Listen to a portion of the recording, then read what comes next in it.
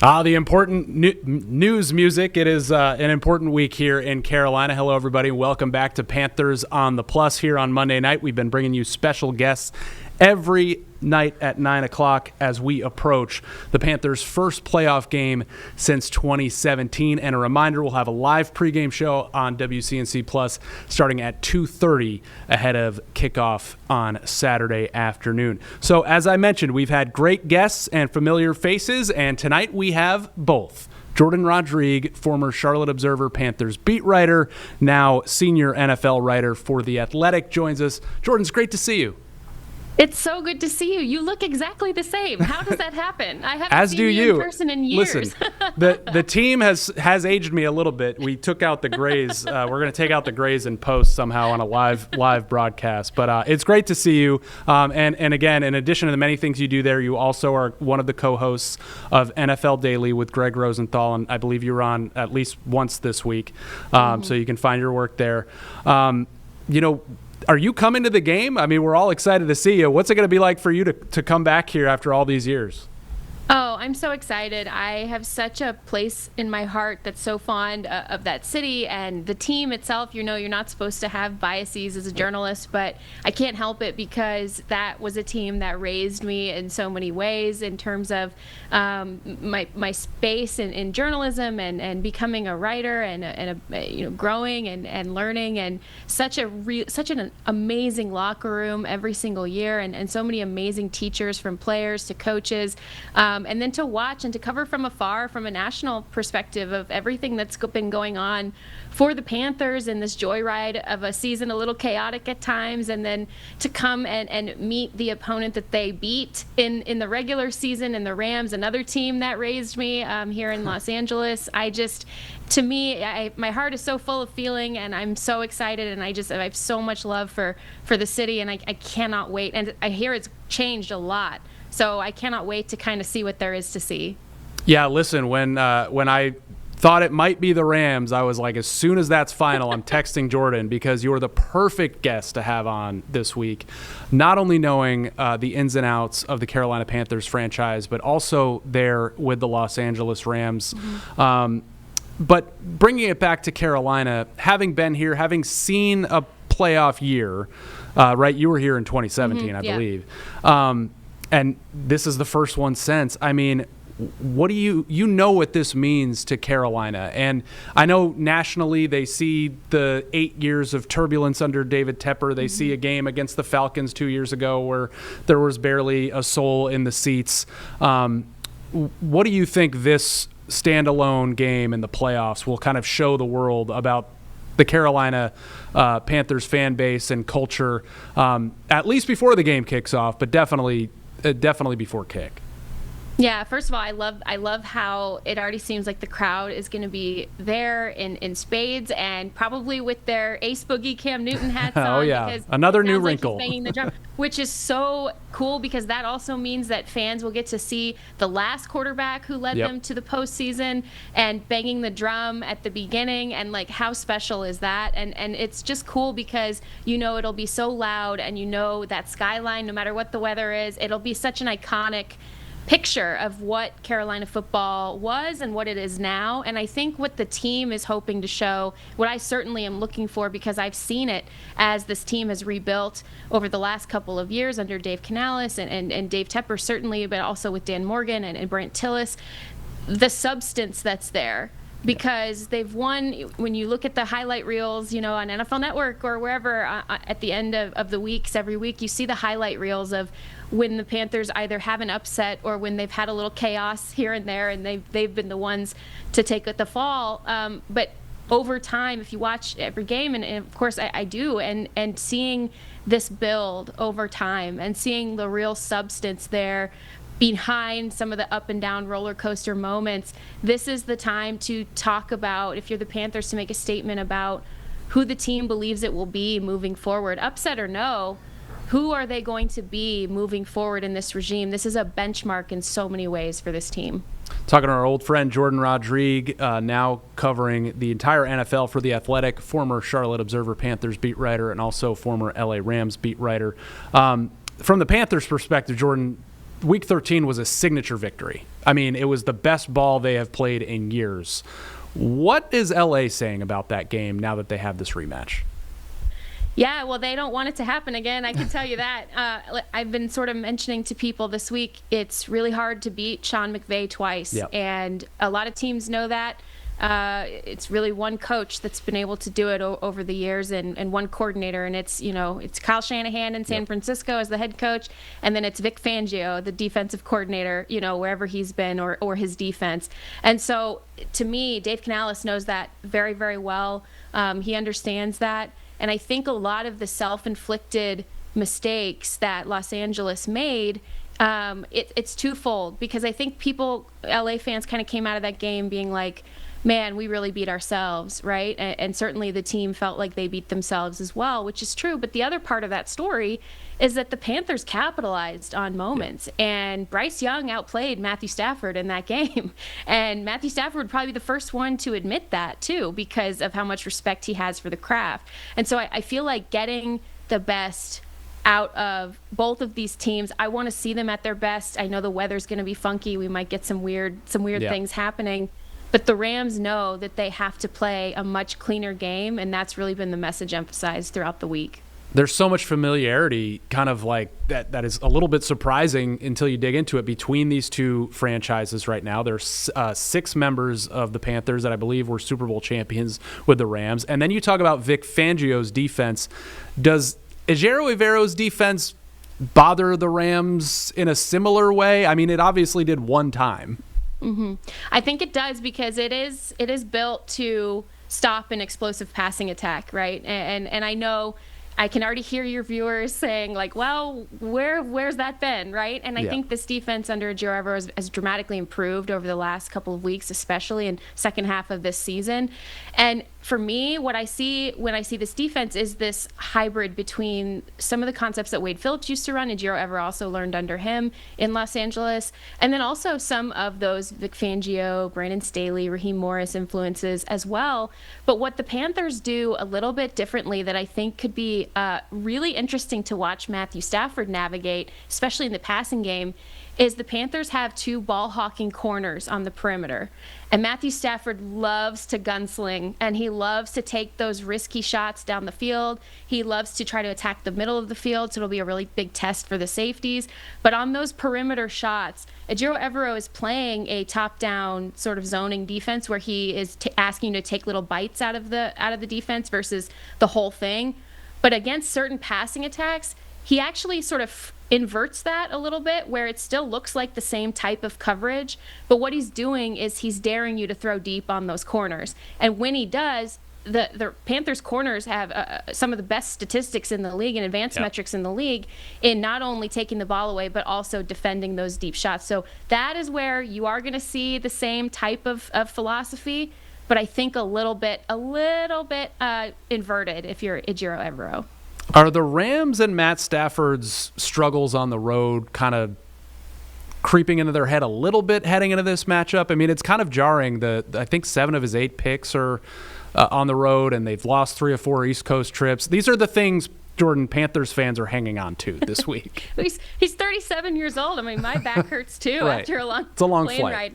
Yeah, they need to wrap up that weird like alien chamber that he spent some time in and just take it on the road with them.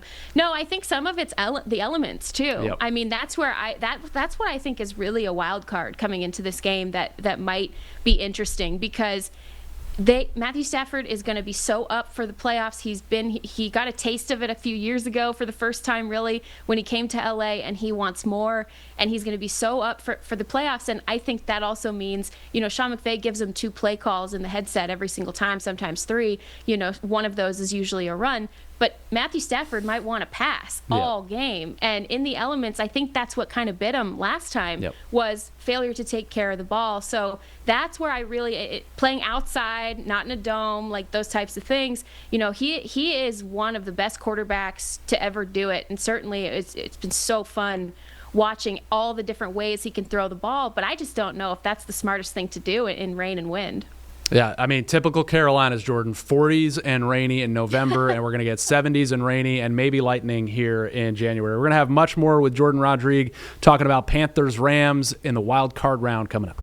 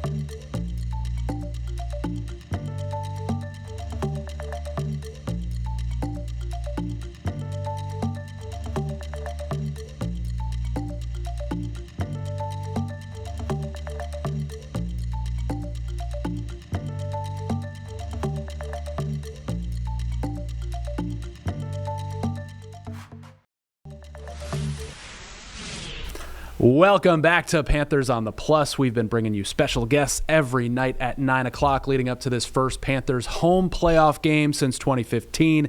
Really thrilled that we have Jordan Rodrigue, former Observer beat writer, now senior NFL writer for The Athletic, and thrilled that she's making the trip over here for this Saturday playoff game. Jordan, Bryce Young played at least his most efficient game I think we've seen him play in his brief career so far. 15 of 20, 206 yards, 3 touchdowns, 2 of them on fourth downs, aggressive play calling, and we'll get into that. I don't envy Dan Morgan's job right now because I don't know how you how hard is it to evaluate Bryce Young when you're talking long-term picture? Mm-hmm. Well, a game like this is when you do that a little bit deeper, because this is the first time that Bryce Young will be asked to be the leader for a team that has a shot at making a run. And to be a leader, Dan Morgan, what he's probably doing is he's probably really watching closely not just what happens in the game this weekend, but all the steps throughout the week, preparation and planning. And you hear really great things about Bryce in that regard. And certainly his play on the field on Saturday will be huge. But what does he do if the team faces some adversity? How is he resilient? And I see those qualities in Bryce in spades over and over again as he's kind of developed in fits and starts over the course of the last couple of seasons. And I think that you've seen his ceiling raise in certain games this year. I look back, first of all, that Rams win that they played in, not only was it great aggressive play calling, but Bryce met the moment. His receivers, who I would like to see more out of, met the moment. And really, that second half of that first Tampa Bay game, when Bryce was using his legs to keep them more efficient on the down and distance, he was picking up a couple of first downs on keepers or scrambles, and he was making scramble throws, and the communication with his receivers was excellent. They were really feeling where he was with the ball at any point, and especially that scramble throw that he made to the back of the end zone in that game, that to me, I was like, yeah, that's it. This is it. This is the guy. And if he can be that guy more often than not moving forward, I think the Panthers really can think that they have something special here. Jordan Rodrigue, you can find her work on The Athletic. Jordan, you talk to a lot of people who build teams in this league, or at least try to.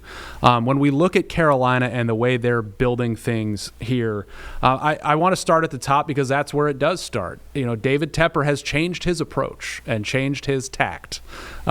Is it a surprise that now this team is in the playoffs in year 2 under new management? So it's really interesting because I've been thinking about this a lot. You know me, I'm pure feelings, right? So I'm sitting there, I'm thinking back to like my first David Tepper assignment, right? And I went to Pittsburgh and I did a whole feature about him and his upbringing, and I watched them literally put the letters of his name on the Carnegie Building in Pittsburgh, and having his stamp on something that was both progressive but also really fundamental to the core of education. And like, I really thought, this is a man with ideals to build a team in the same manner. Now, that got a little haywire at times. And I think, too, when you're an owner, it's like it's very similar to being a young franchise quarterback. Like, you're going to fail out loud a lot. And when you decide you are going to be that public-facing with media, and when you decide you're going to be that in the community, when you fail, they're going to know exactly where you are and where to find you and whose fault it is and all of these things. And so I think that's a lot of learning out loud over the last couple of years. But to me, when I've talked to people about Dave Tepper, who has a lot of respect around the league, when I talk to different executives who have interviewed with him, who are currently on his staff, it's like somebody who just cares a lot and had to figure out where to funnel all of that care and all of those ideals of building a team that is in both phases extremely progressive and modern in the way that it thinks about team building, but also fundamentally sound in core football principles. We are going to hit you hard. We're going to get in your way and stay in your way. We're going to run the ball, and we're going to get a quarterback who is resilient. And I think that you're seeing all the decision makers come into place in a way where he feels probably like he can let go a little bit in terms of, let the people I hire do the thing. They see what I want. They see what these ideals are. They're building a team in this image. I see that in the decision makers, especially that partnership with Dan Morgan and Brant Tillis. I think they really have something quite special with the two of them. David Tepper purchased the team in the summer of 2018, right after the last playoff appearance. So this is his first as an owner. And in that span between postseason appearances, Jordan, 5 head coaches, including interim, 10 different individual starting quarterbacks. It does seem like things have settled, and it seems like Dave Canales has, proved himself as somebody who can raise the culture of a building, and play calling is coming along. How do you kind of view his first 2 seasons? Yes. Please, Dave Canales, never call a flea flicker from the 20 again. Other than that, thought we could forget about that now that they made the playoffs. Men in black.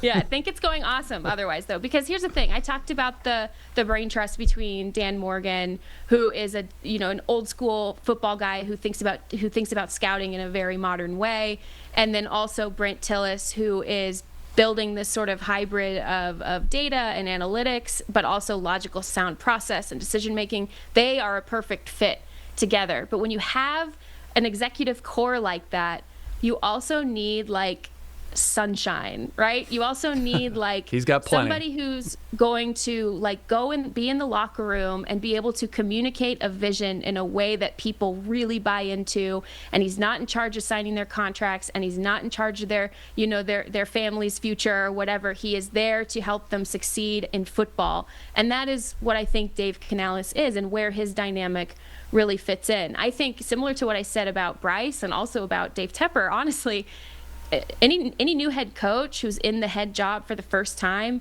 is also going to grow in public, right? Is also going to fail in public at times, and then figure out what works and what doesn't work, and try to build in a way that continues to keep the team in progress, right? It's a very, very difficult thing to do. You have to understand what you shouldn't be doing as a part of your day-to-day workload. You have to understand where you have advantages and where you still need to create advantages or build them, or hire people that can build them for you. And it is a very, very intensive position, particularly when this team has gone through such a significant rebuild and is really quite still in the middle of it, despite the playoff appearance. So to me, he really fits in that mold where they're all kind of growing up in these jobs together. But it's almost the same as when you build an offense or a defense. You're looking at traits, right? And you're looking at how traits complement each other. And I think that's how Dave Tepper really looked at these 3 sort of brain trust figures: is what traits do they have that are their quote unquote superpowers, and how can those complement each other? I think that's what you have with that sort of decision making triangle. Well, I'd be remiss if I didn't ask the host of the Play Callers podcast not to just briefly kind of touch on what you've seen from him as a still young play caller in the league. I mean, he had 1 year under his belt in Tampa before he got this gig, and there's a lot of, especially after that flea flicker talk around here of if he hires somebody from the outside. Is this something he can still grow into and kind of wear both hats at the same time and succeed? Yeah, and I think you should. I mean, he's already committed to it. I don't think that once you're already on a learning path of that, and I want to be clear, he is the head coach for a reason. That doesn't mean he's not still growing up, right? That doesn't mean he's not still learning kind of what works for him and schematically what can and can't do, what rhythm feels like, in-game decision-making, those types of things. That takes time, that takes practice. That's something that you are constantly workshopping. The best in the NFL, I consider to be Andy Reid, Kyle Shanahan, Sean McVay on the defensive side, DeMeco Ryans and Robert Saleh, and these guys. They're constantly changing how they do it. They're constantly trying to reconfigure how they sequence second and third down plays together, what they want to do on fourth down, and bringing in people even after years in the league who can help them make better decisions there. They're constantly thinking, okay, do we want to change our philosophy, run first on first downs or pass more on first downs? Do we want to try to, where's the league right now, and how can we attack it with the players that we have on our roster? And then how can I create advantages in timing, in tempo, in cadence, in huddle, and no huddle, and under center, and shotgun with the players that I do have, and what best exploits a defense? All of it's happening 30 seconds per play. So I feel like if you can kind of understand and get into a flow state and really practice what that feels like, that's why I love when teams get to play in the postseason, because it's just more reps, right? It's more live reps, and it's great. It's great for the play caller. It's great for the quarterback. I know there's a lot of belief in Dave Canales and how he is as a play caller. It's not something that just comes naturally to people. It's something that is a constant battle, a constant push-pull inside one's head, inside one's ego, certainly. And I really feel like, and especially inside, every day at practice, understanding, like, how can we get competitive in practice to where I'm feeling like I can get into a quicker flow state in the game. I think that's part of it, too. All right, we're going to take a quick break, and we'll have a little bit of a wrap-up with Jordan. She covers the whole league, so we're going to ask her a couple of questions about what else is going on. Jordan, we'll be right back with you.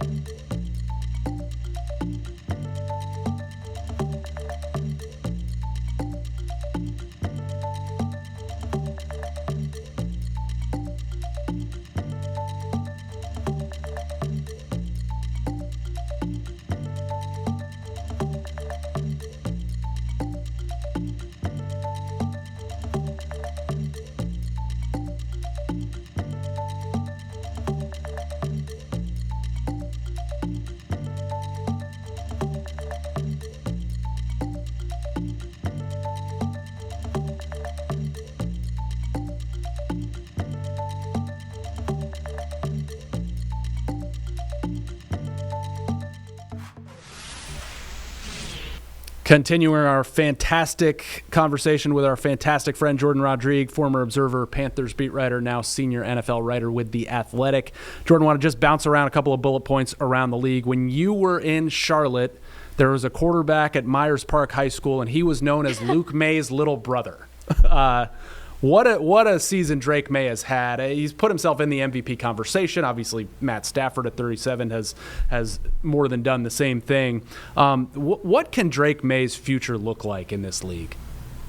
Oh, there's no ceiling. I mean, what is it? The UNC, the ceiling is the roof? I don't know. Oh, there's no perfect. Ceiling. Yeah, there's no ceiling here for this young man, honestly. And it's so cool to watch how him and Josh McDaniels, who's such a throwback offensive coordinator in so many ways, and back at the Patriots, the way that they collaborate together, the way that Drake May, I think, makes his play caller better, and vice versa.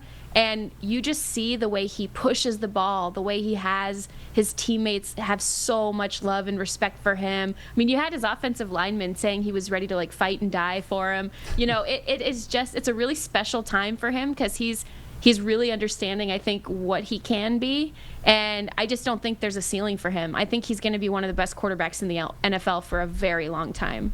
And I'll wrap it up by bringing it back to the weird, wild, wonderful NFC South. Coaching news this week. Raheem Morris, Panthers fans, maybe they'll buy him a dinner at Steak 48 this week for his win on Sunday, and then for all of his efforts, he gets fired. Todd Bowles, sounds like from the reporting in Tampa today, he will return. How do things set up for the NFC South next year? You've got the Panthers winning the division, all that happening. New Orleans played really good football and have a solid looking rookie quarterback. How do you think things set up for 26? Yeah, it's interesting because 3 teams have their quarterback, whereas we came into the year with big question marks. I think about fairly 2 of them, and I think Bryce has shown what he's capable of, and obviously Tyler Shuck has as well. And Atlanta still has 2 quarterbacks, yet no quarterbacks, right? And so that's a huge problem for them. I think that they'll kind of firefly a little bit toward trying to reel in a big name. Arthur Blank kind of has a history of doing that at head coach. And then it's all about who that head coach can bring in at quarterback, because that Falcons team is a ready-to-win roster in so many ways, right? So the Panthers need to keep their foot on the gas, because I think you could see Tampa Bay starting to age out of its roster a little bit. Yeah. The Saints are just now starting to come up. And the Panthers are a step ahead right now, obviously, of both of those teams. And so they need to just keep their foot on the gas and keep progressing the way that they have been. Well, this was awesome, Jordan. Thank you so much for your time. We can't wait to see you. You mentioned that at the top, you're sure Charlotte's changed. You can't wait to see it. There's about 150 new luxury apartment buildings that have gone up, at least since you were there. But no, we're loving the fact that you're going to come back here as the LA Rams visit Saturday. So thanks for your time, Jordan. Thank you so much for having me, Nick. It's great to see you. You too. All right, that is it for this edition of Panthers on the Plus. We'll be back again with Eugene Robinson tomorrow night at 9. We've got our live pregame show Saturday afternoon at 2:30.